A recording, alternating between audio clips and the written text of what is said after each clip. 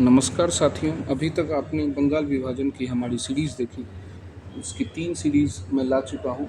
अब चौथी वीडियो हाल फिलहाल में जल्द ही आएगी, लेकिन आज मैंने राजनीतिक विज्ञान 12वीं कक्षा के ये जो हैं लगभग 9 या 10 प्रश्न हैं। आप इसको ध्यान से पढ़िए, देखिए, क्योंकि 12वीं कक्षा के से क्वेश्चन आना लगभग तय है, क्योंकि 11th हमारा इंडियन कॉन्स्टिट्यूशन है, जो कि जनरल कंपटीशन के बीच से भी मार्केट में इसके बहुत सारे प्रश्न हैं।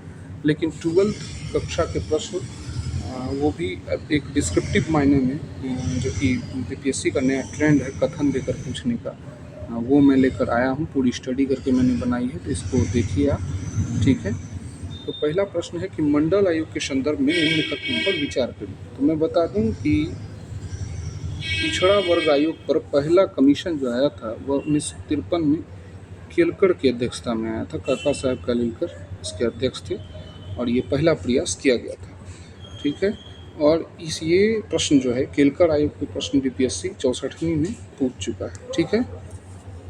तो मंडल आयोग के संदर्भ में किसका थी कथनों की जांच करें तो 1978 में इसका गठन हुआ था, ये भी बात सही है। और इस समय के प्रधानमंत्री देसाई जी थे, जनता पार्टी की सरकार थी, याद रखिएगा, देसाई जी थे, ठीक है।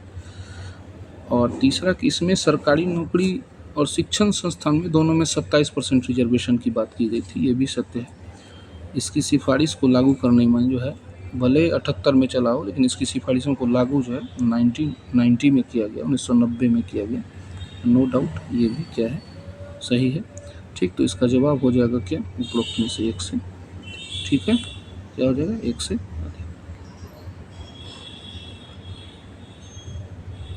अधिक, ठीक है। आगे की ओर चलते हैं।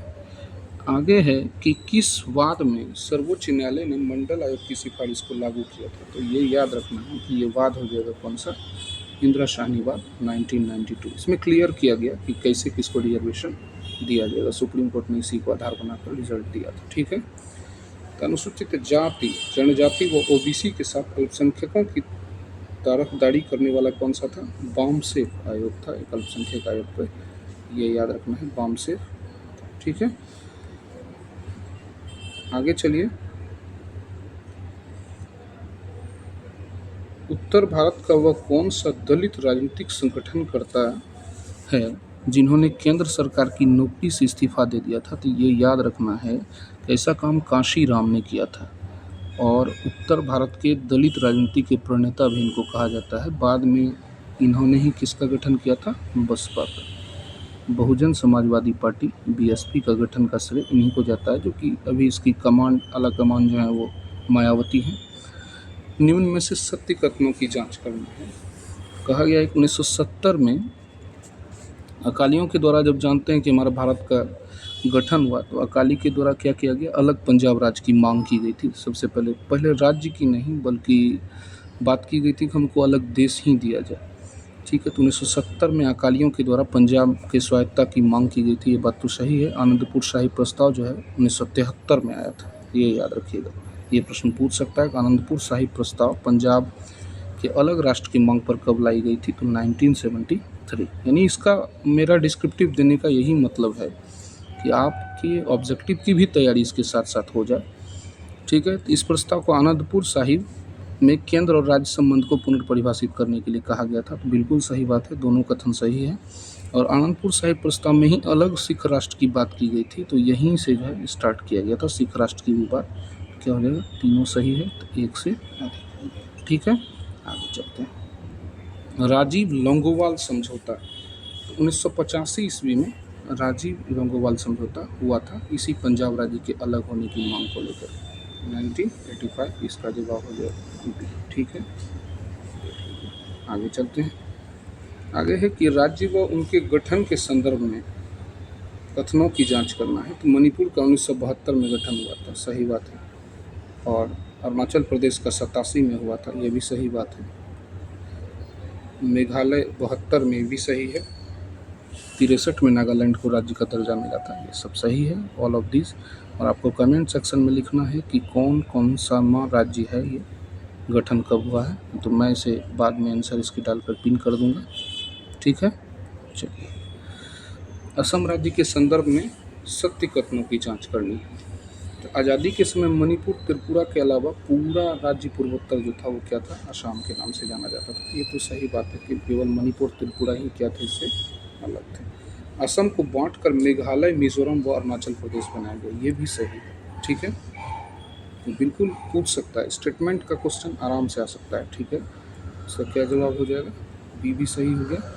तीसरा है कि असम के बोडो, कर्बी, दिमसा जैसे समुदाय ने असम से अलग राज्य की मांग की थी, ये भी सही बात है। बाद में इन्हें जो है केंद्र सरकार अपनी शक्ति का प्रयोग करती है और उनको जो है दिमसा को स्वायत्त जिला परिषद का दर्जा दे देती है, और वहीं स्वायत्त परिषद जो है बोडो समुदाय को देकर इस मांग को तत्काल चुप कराने का प्रयास किया।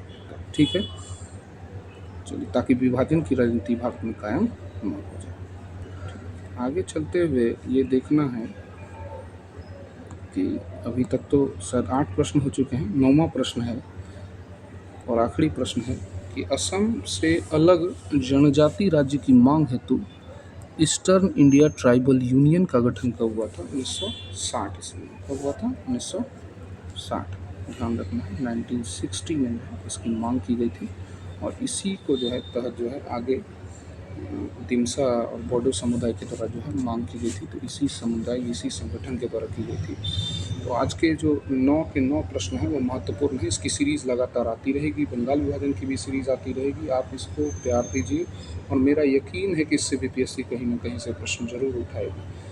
और आपकी सुविधा के लिए मैं यह भी बताना चाहता हूं कि पढ़ने का तरीका क्या है, आप इन प्रश्नों को देखकर समझ जाएंगे। पहले तो लगेगा कि ये हार्ड है, इस तरह के प्रश्न नहीं आएंगे, लेकिन आप ट्रेंड उठाकर देख लीजिए, पिछला 2, 4, 5 प्रश्न आप जिसको हार्ड से लिस्ट करते हैं इसी तरह के प्रश्न आते हैं। पहली बार देखकर आपको भी लगा होगा कि इतना भारी भारी क्वेश्चन कहाँ से आएगा, लेकिन इसी तरह के ट्रेंड अब चल चुके हैं, बिल्कुल इसी से प्रश्न आएगा।